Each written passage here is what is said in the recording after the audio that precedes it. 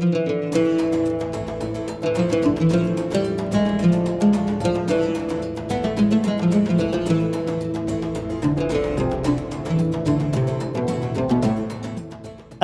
আলাইকুম ওরহমতুল্লাহি আবরাকাতু। সুপ্রিয় দর্শক, সময় টেলিভিশনের বিশেষ আয়োজন ইসলামী অর্থনীতি অনুষ্ঠানে সবাইকে স্বাগত জানাচ্ছি। আমি মুফতি আবদুল্লাহ তামিম। দর্শক, বর্তমান বিশ্বে ও জাতীয় প্রেক্ষাপটে ইসলামী অর্থনীতি ও শরিয়া ভিত্তিক ব্যাংকিংয়ের গুরুত্ব দিন দিন বেড়েই চলছে। বিশেষ এই পর্বে আজ আমরা আলোচনা করব ইসলামে মালিক শ্রমিক সম্পর্ক কেমন হওয়া চাই। এ বিষয়ে গুরুত্বপূর্ণ আলোচনার জন্য আমার সাথে উপস্থিত আছেন দুইজন সম্মানিত আলোচক। আমার সাথে আছেন বিশিষ্ট আলোচক, ঢাকা রামপুরার সালামবাগ মসজিদের খতিব মুফতি ফয়জুল্লাহ। আসসালামু আলাইকুম রহমতুল্লাহি ওয়া বারাকাতুহু। এছাড়া উপস্থিত আছেন জগন্নাথ বিশ্ববিদ্যালয়ের ইসলামী স্টাডিজ বিভাগের সহযোগী অধ্যাপক ডক্টর মোহাম্মদ রেজাউল হুসাইন। আসসালামু আলাইকুম ওয়া রাহমাতুল্লাহি ওয়া বারাকাতুহু। প্রথমেই মুফতি ফয়জুল্লাহ, আপনার কাছে জানতে চাই, শ্রম এবং শ্রমিকের মাধ্যমেই কিন্তু অর্থনীতির চাকা সচল হয়। ইসলামের দৃষ্টিতে শ্রম ও শ্রমিকের মর্যাদা কি, এ বিষয়ে একটু বলবেন। ইসলামের দৃষ্টিতে শ্রম এবং শ্রমিক উভয়টির মর্যাদা রয়েছে অত্যন্ত গুরুত্বপূর্ণ। নবী করিম সাল্লাল্লাহু আলাইহি সাল্লাম হাদিসে বলেন, মা আকালা রাজুলুন তাআমান কাত্তু খায়রাম মিন আমালি ইয়াদাইহি, যে এক ব্যক্তি তার নিজের হাতের উপার্জিত যে অর্থ, যে সম্পদ, এর থেকে শ্রেষ্ঠতর আর কোনো সম্পদ নেই যেটা সে আহার করে। সুতরাং নবী করিম সাল্লাল্লাহু আলাইহি সাল্লাম এখানে শ্রমের মর্যাদাটা যে সর্বোচ্চ, মানুষ ব্যবসা বাণিজ্য করে, মানুষ চাকরি করে, যা কিছুই করুক, তার নিজের হাতের উপার্জিত অর্থটাই হলো তার কাছে শ্রেষ্ঠতর। নবীজি এটা তাকে সার্টিফিকেট দিলেন এবং তাকে এটা বুঝিয়ে দিলেন যে তোমার কাছে যে শ্রম, এই শ্রম হলো ইসলামের দৃষ্টিতে, আল্লাহর দৃষ্টিতে সর্বোচ্চ মর্যাদার আর জায়গায়। এজন্য আল্লাহ তাআলা কোরআনুল কারীমে সূরা জুমায় নির্দেশ দিয়েছেন, ফাইদা কুদিয়াতিস সালাত ফান্তাশিরু ফিল আরদ, যখন আল্লাহর নির্দেশ, হুকুম, সালাত আদায় তোমার শেষ হয়ে গেল, তুমি তোমার শ্রম বিনিয়োগের জন্য তুমি বেরিয়ে পড়ো। নবীজি বলেছেন যে আরবি হওয়ার কারণে অনারবির উপরে, কিংবা সাদা চামড়া হওয়ার কারণে কৃষ্ণ চামড়ার উপরে, কিংবা ধনী হওয়ার কারণে গরিবের উপরে তার আলাদা কোনো বৈশিষ্ট্য বা মর্যাদা নেই। মর্যাদার মানদণ্ড নির্ণীত হবে ব্যক্তির আমল, তার পরহেজগারি, তার নৈতিক চরিত্র, আচার আচরণ ইত্যাদির ভিত্তিতে।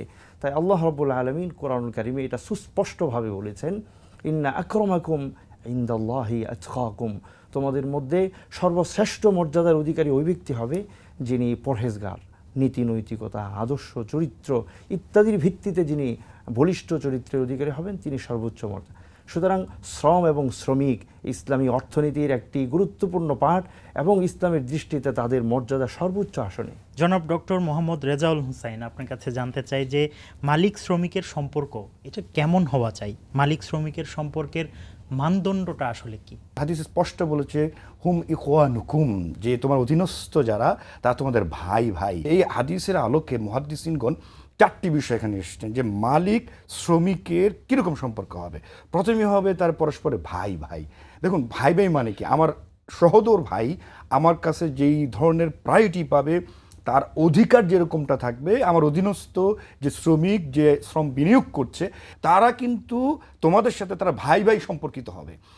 এবং দ্বিতীয় ব্যাপারে এই হাদিসে আল্লাহ রাসূল বলছেন, তোমরা যা খাওয়াবে, তোমরা যা পরিধান করবে, সেটা তাদেরকে অ্যাজ ওয়েল এস দিবে।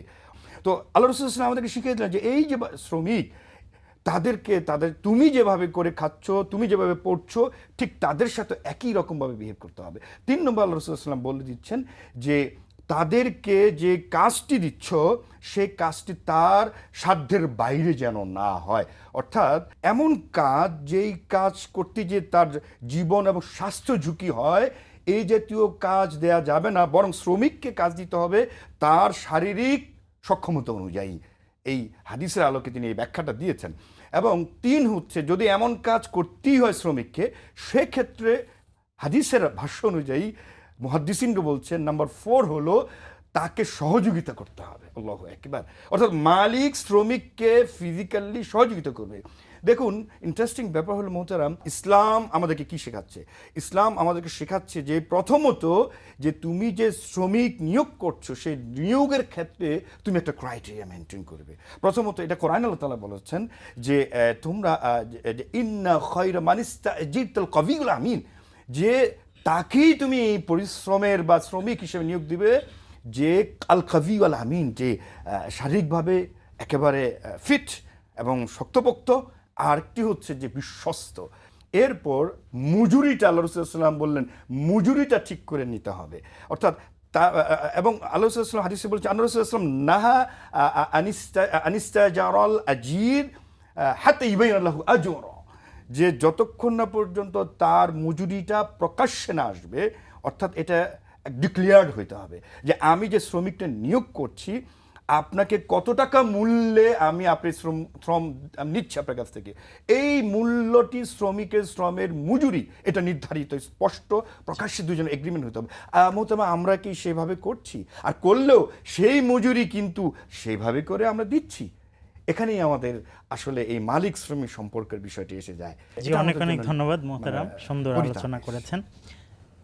মুফতি ফয়জুল্লাহ, আপনার কাছে জানতে চাই যে একই বিষয়, যে ইসলামী দৃষ্টিতে আসলে আপনি কি বলবেন যে শ্রমিক মালিক সম্পর্কটা কেমন হতে হয়, এই বিষয়টা কোরআন এবং হাদিস আসলে কি বলে? জি মুহতারাম, মালিক শ্রমিক একটি গুরুত্বপূর্ণ বিষয়, কারণ অর্থনীতির চাকাটা সচল আছে হলো মালিক শ্রমিকের এর ভিত্তিতেই।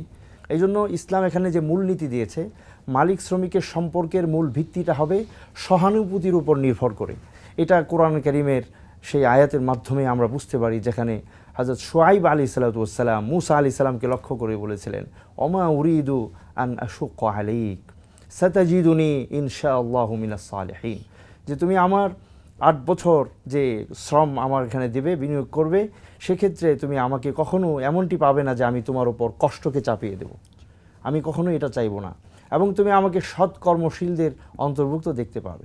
তো একজন মালিককে সর্বদাই ইসলাম যেটি শিখায়, উৎসাহিত করে, তাকে সৎ কর্মশীল হওয়ার প্রতি উৎসাহিত হইতে হবে, আগ্রহবোধ করতে হবে। তিনি যখন সৎ কর্মশীল হওয়ার প্রতি উৎসাহিত হবেন, তিনি কখনোই শ্রমিকের সাথে এমন কোনো ব্যবহার করবেন না। ফলে উভয়ের সম্পর্কটা নির্ভর করবে হলো সহানুভূতির উপরে। অন্যদিকে শ্রমিককে ইসলাম যে গুণাবলীগুলো অর্জন করতে বলেছে, তাকে উৎসাহিত করেছে মালিকের প্রতি অবিডিয়েন্ট হওয়ার জন্য, অনুগত এবং বিশ্বস্ত, আন্তরিক হওয়ার জন্য। নবী করিম সাল্লাল্লাহু আলাইহি ওয়াসাল্লাম হাদিসে এইভাবে বলেছেন যে সালাসাতুন আজরুহুম ইউতাউনা আজরাহুম মাররাতাইন, 3 ব্যক্তিকে ইসলামের দৃষ্টিতে দ্বিগুণ, ডাবল তাদেরকে বিনিময় দেওয়া হবে। এর মধ্যে একজন ব্যক্তি যার ব্যাপারে নবীজি বলেছেন, আবদুন আদ্দা হাক্কাল্লাহি ওয়া হাক্কা সাইয়্যিদিহি, ওই শ্রমিক, যে শ্রমিক আল্লাহ তাআলার হক আদায় করে, পাশাপাশি তার মালিকের হককেও সে আন্তরিকতার সাথে, হৃদ্যতার সাথে পূর্ণ করে, মালিকের দেওয়া কাজটি সে পরিপূর্ণভাবে সম্পূর্ণ করে। জি, অনেক অনেক ধন্যবাদ। ডক্টর মোহাম্মদ রেজাউল হোসেন, আপনার কাছে আরেকটা বিষয় জানতে চাই। এই যে মালিক শ্রমিকের যে মজুরি নির্ধারণ করবে, এই বিষয়টা আসলে কিসের ভিত্তিতে হওয়া চাই? আমি এর আগেও একটু বলে নিলাম যে এটা অবশ্যই পূর্ব নির্ধারিত হতে হবে, কারণ হাদিসে আল্লাহ রাসূল সাল্লাল্লাহু আলাইহি ওয়াসাল্লাম এভাবেই করে আমাদেরকে নির্দেশনা দিয়ে, কিন্তু আমরা সেটা করি না। যার কারণে আমাদের যেটা হয়, প্রথমত হলো যথোপযুক্ত পারিশ্রমিক নির্ধারণ করি না, দ্বিতীয়ত হলো পারিশ্রমিকটা সময় মতো আমরা দিই না। এটা হচ্ছে একটা গুরুত্বপূর্ণ বিষয়, এবং আমাদের বাস্তবতাও তাই, যে দেখা যায়। এবং রাসূল সাল্লাল্লাহু আলাইহি ওয়াসাল্লাম কিন্তু আমাদেরকে সেখানে কি নির্দেশ করলেন, যে বললেন যে আতুল এজির ক্বাবলা আইয়ুজিফা আরাকা, যে ঘাম শুকানোর আগেই মজুরি শ্রমিককে দিয়ে দাও। আল্লাহু আকবার। দেখুন, আল্লাহ রাসূল সাল্লাল্লাহু আলাইহি ওয়াসাল্লাম মালিক ইবনে আনাস রাদিয়াল্লাহু তাআলা আনহু 10 বছর খেদমতে ছিলেন, আল্লাহ রাসূল সাল্লাল্লাহু আলাইহি ওয়াসাল্লামকে খেদমত করেছেন। সামান্যতম একটু ভৎসনা করার রেকর্ড কোনো হাদিসে এবং সিরাতে পাওয়া যায়নি। একেবারে নিজের সন্তান তুল্য, একেবারে পরিবারের একজন একনিষ্ঠ একজন সদস্য হিসেবে আল্লাহ রাসূল সাল্লাল্লাহু আলাইহি ওয়াসাল্লাম ট্রিট করেছেন। এবং রাসূল সাল্লাল্লাহু আলাইহি ওয়াসাল্লাম তার অধীনস্থ যারা ছিলেন, হাদিস এবং সিরাতে আমরা দেখতে পাই, তিনি তাদের শুধুমাত্র মজুরি না, তার প্রাপ্য না, অসুস্থ অবস্থা তাদের শুশ্রূষার জন্য নিজে শারীরিকভাবে সেখানে তাদেরকে ইনভলভ থাকতেন।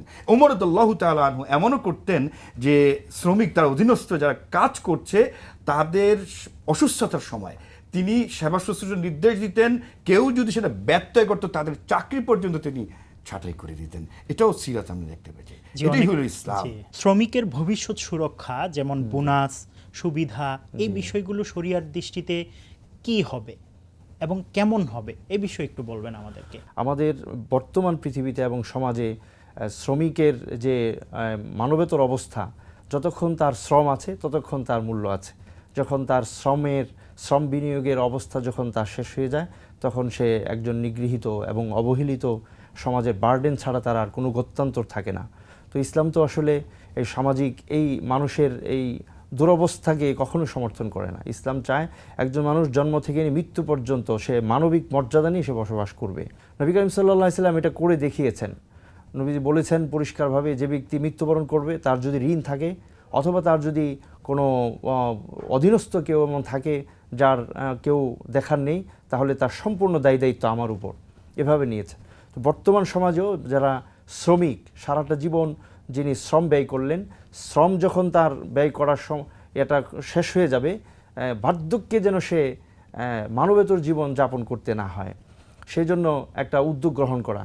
বর্তমানে যে একটা প্রভিডেন্ট ফান্ডের একটা আছে, চালু আছে, সেটাও খুবই সামান্য এবং এটা তার বেতন থেকে কেটে নেওয়া হয়, এটা কিন্তু তার জন্য যথেষ্ট নয়। এই জন্য ইসলাম এখানে যে নির্দেশনাগুলো প্রদান করে, প্রথমত তাকে উপযুক্ত পারিশ্রমিক প্রদান করা, যেটা তার যাবতীয় খরচ নির্বাহের জন্য যথেষ্ট হবে। দ্বিতীয়ত ব্যক্তির যোগ্যতা এবং পারফরমেন্স কোয়ালিফিকেশন অনুসারে তাকে বাড়িয়ে দেওয়া। নাহনু কাসামনা বাইনাহুম মাঈশাতাহুম ফিল হায়াতিদ দুনিয়া, আল্লাহ তাআলা এটাকে ভাগ করে দিয়েছেন। যদি কারো সক্ষমতা বেশি থাকে, পারফরমেন্সের যোগ্যতা বেশি থাকে, তাকে বাড়িয়ে দিতে হবে। এবং এক্ষেত্রে যদি মালিক পক্ষের লভ্যাংশের প্রফিটের পরিমাণ অনেক বেশি হয়, সেক্ষেত্রেও তাকে ভাগ দিতে হবে। হ্যাঁ, তাকে ওখান থেকে সম্পূর্ণরূপে বঞ্চিত করা এটা ন্যায়ানুগ হবে না। ন্যায় এটাই হবে যখন প্রফিট বেশি হবে, সেখান থেকেও তাকে ভাগ দিতে হবে, বোনাসের পরিমাণ বাড়িয়ে দিতে হবে, সময়ের আগে দিতে হবে, এবং তার বার্ধক্যের পরে তাকে এমন একটা ব্যবস্থা করে দিতে হবে যেটা তার ভবিষ্যতে তার শ্রম বিনিয়োগের শক্তি শেষ হয়ে যাওয়ার পরে তিনি মর্যাদাপূর্ণভাবে সমাজে বসবাস করতে পারেন।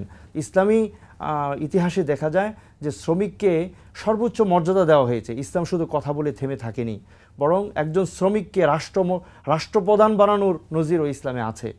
ওমর রাদিয়াল্লাহু আনহু একজন রাখাল ছিলেন, শ্রমজীবী ছিলেন, তাকে কিন্তু খলিফাতুল মুসলিমিন বানানো হয়েছিল। হযরত আলী রাদিয়াল্লাহু আনহু একজন শ্রমজীবী ছিলেন, তাকে নবী করিম সাল্লাল্লাহু আলাইহি ওয়াসাল্লাম নিজের কন্যাকে বিবাহ দিয়েছিলেন। সুতরাং এই ভ্রাতৃত্ববোধ এবং সহানুভূতির ভিত্তিতে যখন সম্পর্ক গড়ে উঠবে, মালিকপক্ষ তখন তার ভবিষ্যৎ সুরক্ষার জন্য এই ধরনের ব্যবস্থাগুলো গ্রহণ করবে এবং করা এটা তার দায়িত্ব। ডক্টর মোহাম্মদ রেজাউল হুসাইন, আপনার কাছে ছোট্ট করে জানতে চাই যে বাস্তব এই বর্তমান সময়ে মালিক শ্রমিকের সম্পর্ক উন্নয়নে আসলে করণীয়টা কি? প্রথমত হচ্ছে যে আমাদের একটা মানসিকতার আমূল পরিবর্তন নিয়ে আসতে হবে, যেটা আমাদের মোহতারাম কিছুটা বলে গেলেন যে আমি মালিক, এর মানে আমি তার মনিব। দেখুন দুটা বিষয় কিন্তু এখানে, আমি মালিক এর মানে আমি তার মনিব যেন না হয়ে যায়। আমরা কিন্তু মনিব হয়ে অধিষ্ঠিত হয়েছি। তো আমাদের এই মানসিকতার একটা আমূল পরিবর্তন তখনই আসবে, আমি পয়েন্ট টু বি নোটেড করে বলতে চাই, যখন আমাদের মালিক যারা আছেন তাদের মধ্যে আখিরাতের জবাবদিহিতার একটা অনুভূতি জাগ্রত হবে। এটা ছাড়া, এটা অবশ্যই শুধুমাত্র একা মালিক পক্ষেই হবে না, আমাদের শ্রমিক ভাইদেরও কিন্তু একই। কারণ আমরা এখানেও একটু বলে রাখতে চাই, যারা আমরা শ্রম দিচ্ছি, শ্রমিক ভাইদের মধ্যেও কেউ যদি তার শ্রমের তার দায়িত্ব অবহেলা করে, এটার জন্য তাকে জবাবদিহি করতে হবে। এই দুই ব্যাপারে, অর্থাৎ মালিক পক্ষ যেন মালিক না হয়ে মনিব যেন না হয়ে যান, আর শ্রমিক ভাইরাও তারাও যেন তাদের কৃত অঙ্গীকার, তার যে দায়িত্ব সেটাও যেন পালন করে। এবং সেটা তখনই হবে যখন এই দুই স্টেক হোল্ডার, দুই পক্ষের মধ্যেই, যে পরকালে আমাকে এই সকল কিছুর জন্য আল্লাহর কাছে জবাবদিহি, ইয়াউমা ইয়াকুমুন নাসু লিরাব্বিল আলামিন, আমাকে আল্লাহর কাছে দাঁড়াতে হবে। এই যে সেন্স অফ অ্যাকাউন্টেবিলিটি আসলেই আমাদের এই সকল এই মালিক শ্রমিক শ্রেণী বৈষম্য এবং এই যে অধিকারের যে বিষয় এসে যায়, এই সব কিছু একেবারে সমাজের ভারসাম্য এবং সুন্দর একটি মেসাল দৃষ্টান্ত, যেটা আল্লাহ নবী সাল্লাল্লাহু আলাইহি ওয়াসাল্লামের সময়ও আমরা দেখেছি এবং খোলাফায়ে রাশিদুনের সেই সময়ও আমরা দেখেছি, সেটা আবারও আসা সম্ভব ইনশাআল্লাহ। অনেক অনেক ধন্যবাদ আপনাদেরকে সময় টেলিভিশনকে সময় দেওয়ার জন্য। শুকরান, জাযাকাল্লাহ খাইর। ধন্যবাদ। সুপ্রিয় দর্শক, এতক্ষণ পর্যন্ত আপনারা দেখছিলেন সময় টেলিভিশনের বিশেষ আয়োজন ইসলামী অর্থনীতি অনুষ্ঠান। আগামী অনুষ্ঠান দেখার আমন্ত্রণ জানিয়ে আজকের মতো বিদায় নিচ্ছি। সবাই ভালো থাকবেন, সুস্থ থাকবেন, সঙ্গেই থাকবেন সময়ের। আসসালামু আলাইকুম ওয়া রাহমাতুল্লাহি ওয়া বারাকাতুহু।